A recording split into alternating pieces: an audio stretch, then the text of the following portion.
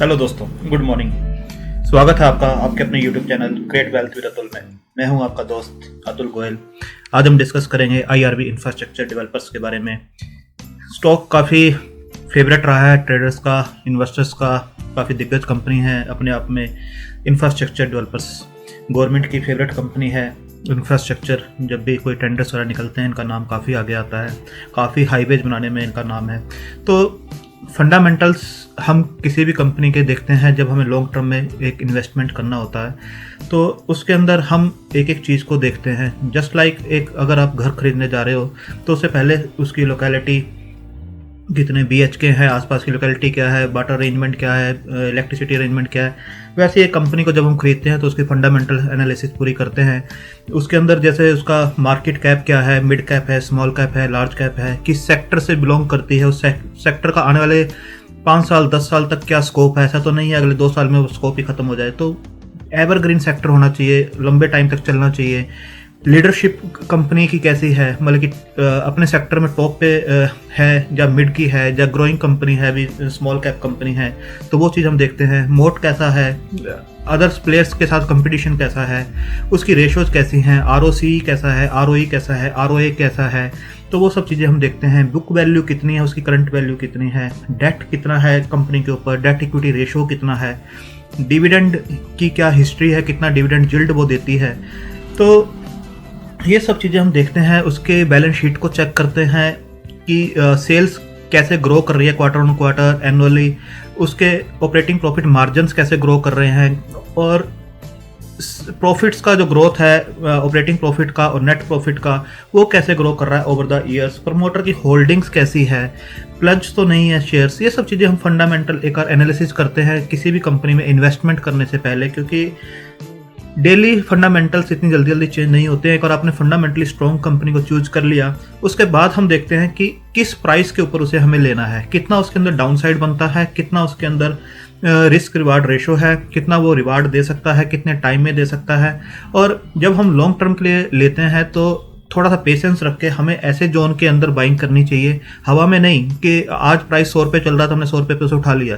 तो हो सकता है वो प्राइस थोड़ा सा ऊपर हो। अगर हम देखें टेक्निकली, उसे देखें कि क्या इसका सपोर्ट जोन बनता है, कहाँ पे हम बाइंग जोन बनता है, कहाँ पर हमें बाई करना चाहिए, तो फ्यूचर के लिए हमारा एक तो रिटर्न रेशो बढ़ जाता है और सेकेंडली नीचे आने के उसके चांसेस काफ़ी कम हो जाते हैं अगर हम सपोर्ट जोन पे लेते हैं। तो ट्रेडर्स जो करते हैं वो सपोर्ट जोन के आसपास का अपना स्टॉप लॉस लगाते हैं, बट जब आप लॉन्ग टर्म की इन्वेस्टमेंट कर रहे हैं तो वहाँ पर आपको सपोर्ट जोन के आसपास खरीदना है। अगर वो एक सपोर्ट जोन को तोड़ता है तो आपके पास और भी बाइंग अच्छी आनी चाहिए, अगर आपको उससे भी कम लेवल के ऊपर शेयर्स खरीदने को मिल रहे हैं शॉर्ट टर्म में।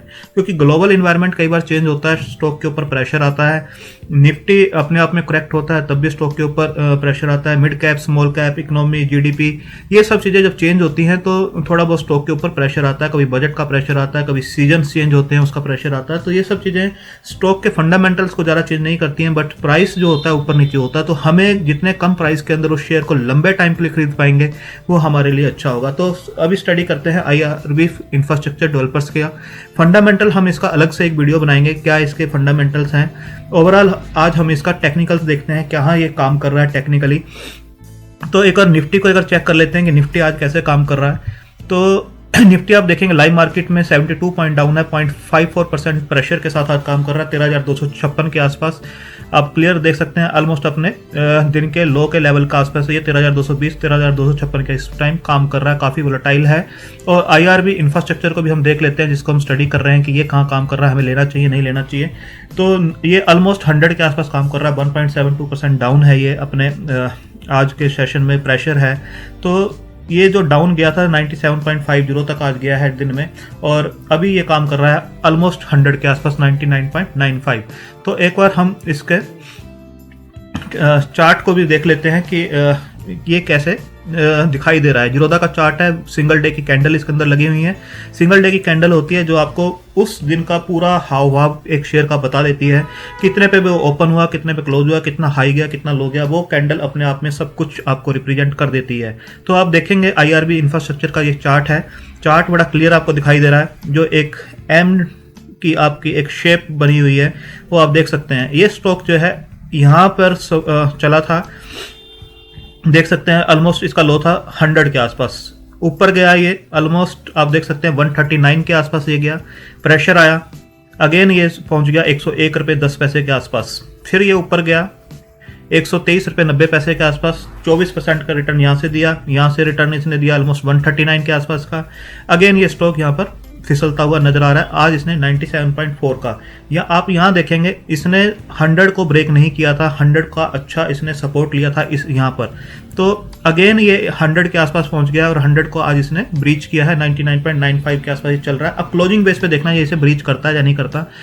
लास्ट टाइम इसने यहीं से बाउंस बैक किया था और अच्छा रिटर्न दिया था 23-24% के आसपास, तो अगर ये यहाँ से बाउंस बैक करता है तो अगेन ये 114-15 116 के आसपास इजीली जा सकता है। अगर ये ब्रीच करता है तो हमें देखना है, क्योंकि लॉन्ग टर्म के इन्वेस्टमेंट में क्या होता है, ये जो जोन है ये एक बाइंग जोन अभी बन रहा है, 100-110 के आसपास एक बाइंग जोन है। आप देखेंगे पिछले 6 जुलाई का ये जो प्राइस है आपको वहाँ पर ये स्टॉक मिल रहा है 5-5.5 महीने पहले से। अगर आप जल्दबाजी करते और लॉन्ग टर्म के इन्वेस्टमेंट करते तो हवा में कहीं पर भी आप स्टॉक ले सकते रहे, बट इस टाइम पे ये आपको बिल्कुल अपने बाइंग जोन में मिल रहा है। अगर ये इस लेवल को ब्रेक करता है तो इसका जो बाइंग जोन नेक्स्ट बनता है वो आपका ऑलमोस्ट 85 के आसपास का, 87 के आसपास का बाइंग जोन बनता है। ये आपका बाइंग जोन है 86-87 के आसपास का, यहाँ का आपका बाइंग जोन बनेगा।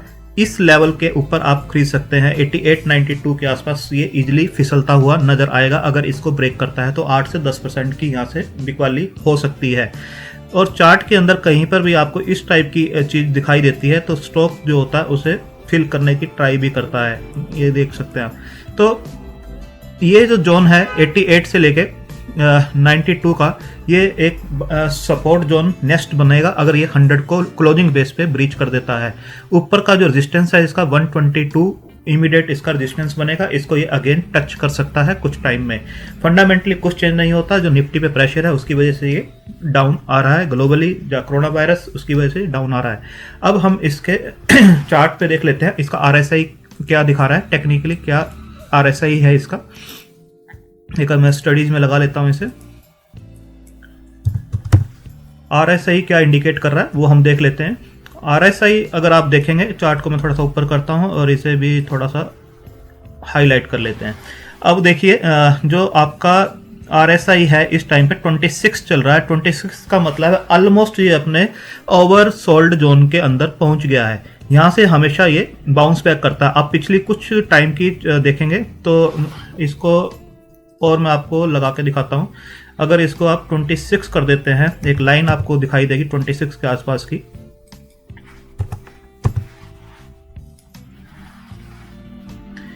ये ऑलमोस्ट आपको यहाँ से दिखाई देगा 26 की ही RSI के ऊपर आता है और वहीं से ये शार्प मूव ऊपर लेता है। आप देखिए इससे नीचे ये बहुत कम आपको दिखाई देगा। 26 जो इसका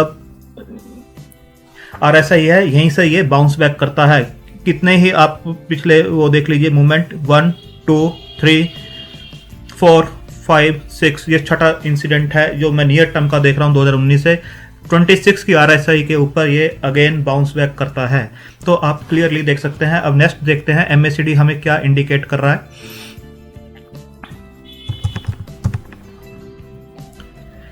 MACD को थोड़ा सा हम हाईलाइट करते हैं अगेन। MACD एक आप देखेंगे क्रॉसओवर इसने दिया है, क्रॉसओवर दिया था इसने हमें। इन चीज़ों को हमें ध्यान रखना चाहिए जब हम किसी प्राइस पे किसी शेयर को खरीद रहे हैं। यहाँ पे क्रॉसओवर दिया है, ये क्रॉसओवर इसने दिया था 8 दिसंबर को, जब इसका प्राइस 120-21 के आसपास चल रहा था। वहाँ से ये शेयर फिसल के जब इसने क्रॉसओवर दिया है तो 100 के आसपास पहुँच गया। आप देख सकते हैं क्रॉसओवर दिया, क्रॉसओवर जैसे ही इसने दिया तो इसने बता दिया था कि इसके अंदर अब बिकवाली बनती है, तो 100 के आसपास का इसने क्रॉसओवर दिया था 8 दिसंबर को। तो MACD क्लियर इंडिकेट कर रहा है क्रॉसओवर की तरफ। अब हम लगा लेते हैं इसके अंदर सुपर ट्रेंड। सुपर ट्रेंड हमें क्या दिखा रहा है कि इसका ट्रेंड किस टाइप का है वो भी हम एक बार देख लेते हैं। सुपर ट्रेंड ने हमें जो इंडिकेट किया था वो दिया था, आप देख सकते हैं सुपर ट्रेंड को। सुपर ट्रेंड यहाँ पर इसने इंडिकेट कर दिया था, इस वाली लाइन को आप देख पा रहे हैं। यहाँ पर इसने इंडिकेट किया था हमें 22 सितंबर को इसने इंडिकेट कर दिया था, जब इसका प्राइस 116 रुपये 90 पैसे के आसपास चल रहा था कि इसके अंदर बिकवाली बन रही है। तो इसके अंदर बिकवाली बन रही है। तो शॉर्ट टर्म में ये 120 के आसपास ही गया था, 116-17 से 120 के आसपास ये गया था। उसके बाद से इसके अंदर 100 का लेवल आप देख सकते हैं। उसके बाद से सुपर ट्रेंड ने नहीं बोला है कि इसके अंदर कुछ भी अभी खरीदारी कर सकते हैं। सुपर ट्रेंड को अगर आप पहले का देखेंगे तो सुपर ट्रेंड ने यहाँ पर इंडिकेट किया था इसमें खरीदारी का, जो कि दिया था 5 जून को, जब इसका प्राइस 66-67 के आसपास चल रहा था। और आप देख सकते हैं वहाँ से इसने जो बिकवाली दी है 116 के आसपास दिया, 66 से 116 50 रुपीज़ का आपको सुपर ट्रेंड ने अच्छा प्रॉफिट निकाल के दिया है विद इन 3 और 4 मंथ के आसपास। ये इंडिकेटर इस टाइप से ही काम करता है। अभी ये इंडिकेट कर रहा है कि इसके अंदर सेलिंग प्रेशर है, बिकवाली बन रही है, और इसने इंडिकेट काफ़ी पहले से ही कर दिया था इस चीज़ को, 3 महीने पहले से इंडिकेट किया हुआ है इसने। अगर इसके बाद हम इस स्टडी के बाद पैरासोलिक बार को लगाते हैं, पैरासोलिक बार को आप देखेंगे, पैरासोलिक बार हमें क्या इंडिकेट कर रही है? पैरासोलिक बार भी हमें इंडिकेट कर रही है कि इसके अंदर बिकवाली बन रही है। बिकवाली का मतलब है ये स्टॉक नीचे जा सकता है और अपने जो सपोर्ट जोन है जो मैंने आपको बताया उसके आसपास ही खरीदारी बन रही है। इसके अंदर इस लेवल पे आपको भी खरीदारी नहीं बन रही है। तो ये आप देख सकते हैं इसके अंदर यहाँ पर भी बिकवाली इसने इंडिकेट किया था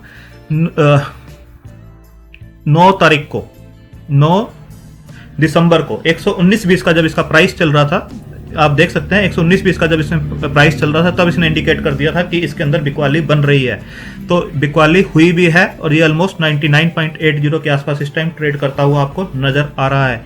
इसके बाद हम बोलिंजर बैंड लगा लेते हैं। बोलिंजर बैंड क्या हमें इंडिकेट कर रहा है वो भी हम देखते हैं। किसी भी शेयर में इन्वेस्टमेंट करने से पहले या उसके अंदर एंटर करने से पहले हमारी पॉलिसी बिल्कुल क्लियर होनी चाहिए कि हम ट्रेडिंग कर रहे हैं या इन्वेस्टमेंट कर रहे हैं। हमारे एंट्री एग्जिट पॉइंट्स क्लियर होने चाहिए। अगर ट्रेडिंग कर रहे हैं तो स्टॉप लॉस हमारा कहाँ होना चाहिए और टारगेट्स क्या होने चाहिए। अगर इन्वेस्टमेंट कर रहे हो तो हमें किस किस लेवल पे अपने बाइंग करनी है, हवा में बाइंग नहीं करनी है। एक सपोर्ट जोन होता है, एक बाइंग जोन होता है, वहीं पर आगे बाइंग करनी है ताकि नीचे के लेवल्स आपको क्लियर दिखाई दे सकें कि कितना रिस्क बनता है और लॉन्ग टर्म में क्या आपको इन्वेस्टमेंट मिल रही है।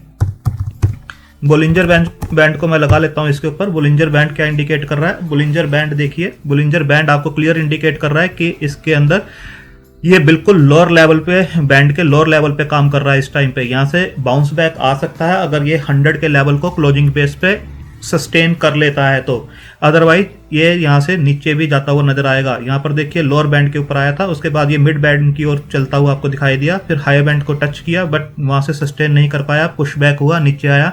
तो अगेन ये इस लेवल के ऊपर आपको नजर आ रहा है। तो क्लियरली आप देख सकते हैं बोलिंजर बैंड भी हमें इस तरफ ही इशारा कर रहा है। एक और एटीआर को भी हम एक और चेक कर लेते हैं।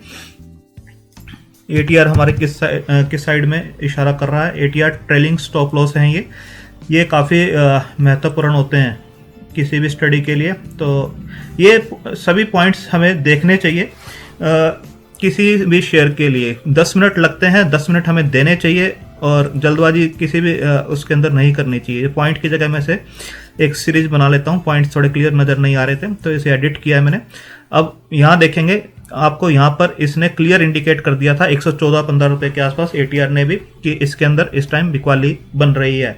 ये तारीख थी 13 सितंबर की। उसके बाद से इसने इंडिकेट नहीं किया है कि इसके अंदर खरीदारी बन रही है, इसके अंदर बिकवाली ही बन रही है। आप देख सकते हैं ये क्या होता है, ये एक स्टॉप लॉस आपको बताता है। यहाँ पर इसने खरीदारी दी थी 74-75 का जब लेवल था, 22 जून को इसने खरीदारी की सलाह दी थी कि आप इसमें खरीदारी करके चल सकते हैं और जो स्टॉप लॉस आपका रहेगा वो 57-58 के आसपास का रहेगा। जैसे जैसे शेयर बढ़ता है तो एटीआर स्टॉप लॉस जो होता है अपना स्टॉप लॉस ट्रेल करता रहता है। जैसे जैसे शेयर ऊपर गया, इसने जो पहले स्टॉप लॉस था 58 का था उसको बढ़ा के 66 का किया, उसके बाद इसने बढ़ा के 75 का किया, ताकि ऐसा ना हो कि शेयर एकदम से डाउन आए और यहाँ पर आपकी बाइंग थी उससे भी नीचे चला जाए।